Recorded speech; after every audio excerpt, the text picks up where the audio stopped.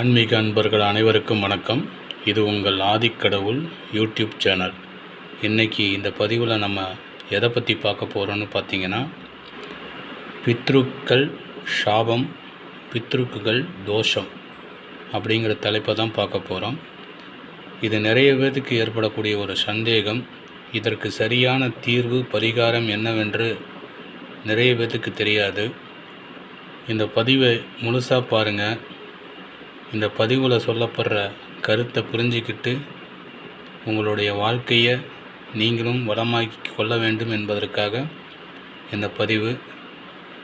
இப்போ நம்ம முதலில் பித்ருக்கள் என்றால் யார், பித்ரு தேவதைகள் என்றால் யார் என்பதை சரியாக புரிந்து கொள்ள வேண்டும்.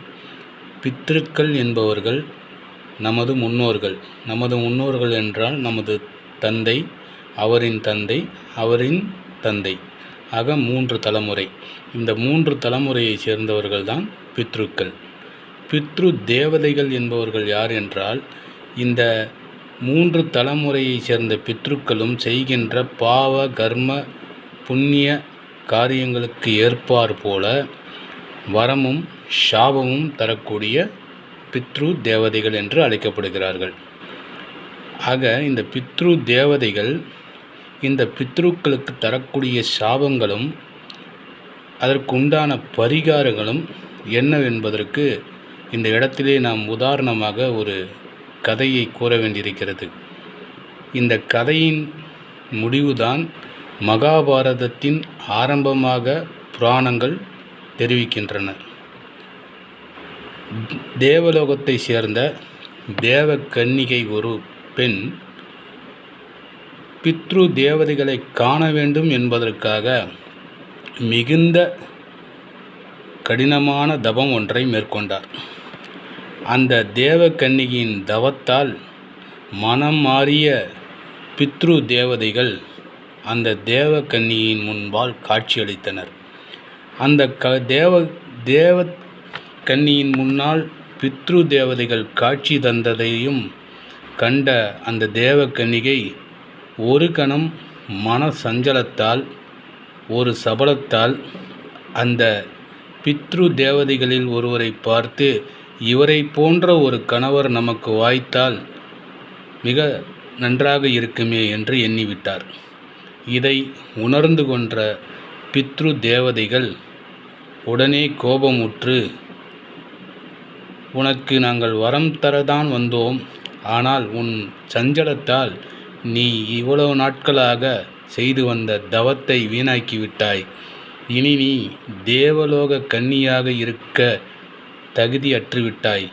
ஆகவே நீ பூமியில் ஒரு மானிட பெண்ணாக பிறந்து ஒருவரை மணமுடித்து 3 குழந்தைகளுக்கு தாயாகி அதனால் ஏற்படக்கூடிய பெரும்பாலான போராட்டங்களையெல்லாம் சந்தித்து பூமியும் இல்லாத ஆகாயமும் இல்லாத ஒரு இடத்தில் எங்களை மீண்டும் நீ வேண்டி வணங்கி செய்த தவறுகளையெல்லாம் உணர்ந்து வழிபட்டால் உனக்கு மீண்டும் தேவலோகத்திலே மோட்சம் கிடைப்பதற்கான ஆசீர்வாதங்களை நாங்கள் வழங்குவோம் என்று கூறி மறைந்துவிட்டனர்.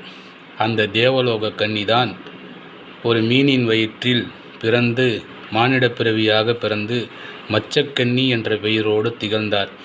இவரின் வருகைக்கு பின்புதான் மகாபாரதம் என்ற ஒரு புராண காவியமே உருவாகியது. ஆக அந்த பித்ரு தேவதைகள் அவருக்கு வழங்கிய அந்த சாபம்தான் பித்ருக்கள் சாபம் என்று அழைக்கப்படுகிறது. உடனே இந்த பெண் பித்ரு தேவதைகள் தந்த சாபப்படி ஒரு மீனவ பெண்ணாக பிறந்து பிறகு மகாபாரத காலங்களிலே நடைபெற்ற பல போராட்டங்களை சந்தித்தார்.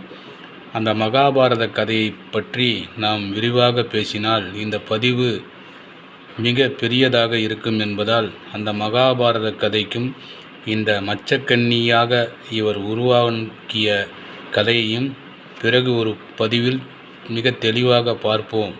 ஆகவே இப்போது நாம் இந்த பித்ரு தேவதைகள் யார், பித்ருக்கள் யார், இந்த பித்ருக்கள் சாபம் தீர்ப்பது எப்படி என்பதை மட்டும் எடுத்துக்கொள்வோம்.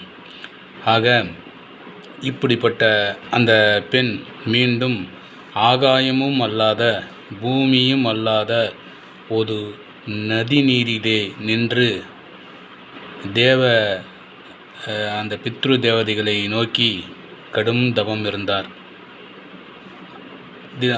அதன் பிறகு அவருக்கு காட்சி தந்த பித்ரு தேவதைகள் அவரது தவத்தை ஏற்றுக்கொண்டு அவருக்கு தாங்கள் வழங்கிய அந்த சாப பாப விமோசனங்கள் எல்லாத்தையும் திரும்ப பெற்றுக்கொண்டு அந்த பெண்ணை மீண்டும் தேவலோகத்திற்கு மோட்சமடைய வரம் கொடுத்து மறைந்தனர். ஆக நமது பித்ருக்களுக்கு அவர்கள் செய்த பாவ கர்ம புண்ணியங்களுக்கு ஏற்ப நிச்சயமாக பித்ரு தேவதைகளால் அவர்களுக்கு தண்டனையிலிருந்து அவர்கள் ஒருபோதும் விலகி போய்விட முடியாது. தண்டனை கொடுத்துதான் ஆக வேண்டும். அவர்களுக்கு மட்டுமல்ல, அவர்களது வம்சாவளி வந்த அனைவருக்குமே அந்த தண்டனையிலே நிச்சயம் பங்கு உண்டு. எப்படி அவர்கள் தீய வழிகளிலே பலரின் மனதை காயப்படுத்தி புண்படுத்தி எப்படியெல்லாம் பொன் பொருள் மனை வீடு நிலம் என்று அவர்கள் சேர்த்து வைத்தார்களோ, அதை எந்த வழியிலே எப்பேற்பட்ட தீய வழியிலே அவர்கள் சேர்த்திருந்தாலும் அதையெல்லாம் அவர்களது வாரிசுகள் எப்படி தங்களுக்கும் பங்குண்டு என்று அதிலே பங்கிட்டு கொள்கிறார்களோ, அதே போன்று அவர்கள் சேர்த்து வைத்த அத்தனை பாவங்களிலும் அவர்களது வாரிசுகளுக்கும் நிச்சயம் பங்கு இருக்கும். அப்படிப்பட்ட அந்த பங்கு வாரிசுகளுக்கு போய் சேரும் காலங்களில் அவர்களும் தொடர்ச்சியாக துன்பங்களை அனுபவித்து கொண்டு தான் வருவார்கள். அப்படி அனுபவித்து கொண்டு வரும் காலங்களிலே அந்த பித்ரு தேவதைகளின் மனதை குளிர வைத்து நமது பித்ருக்களின் அந்த தோஷத்தையும் நிவர்த்தி செய்ய அவர்களது வாரிசான நாம் ஆகாயமும் அல்லாத பூமியும் அல்லாத நீர்நிலைகளிலே நின்று 3 முறை தலைமூழ்கி நமது கரங்களால் ஒரு கைப்பிடி எல்லை எடுத்து அவர்களுக்கு தர்ப்பணம் கொடுத்தேமானால் அந்த பித்ரு தேவதைகள் மனம் மாறி நமது பித்ருக்களை ஆசீர்வதிப்பதாகவும் நமது பிரச்சனைகள் குறைந்து நாமும் ஆசீர்வதிக்கப்படுவதாகவும் புராணங்கள் நமக்கு எடுத்து கூறியிருக்கின்றன.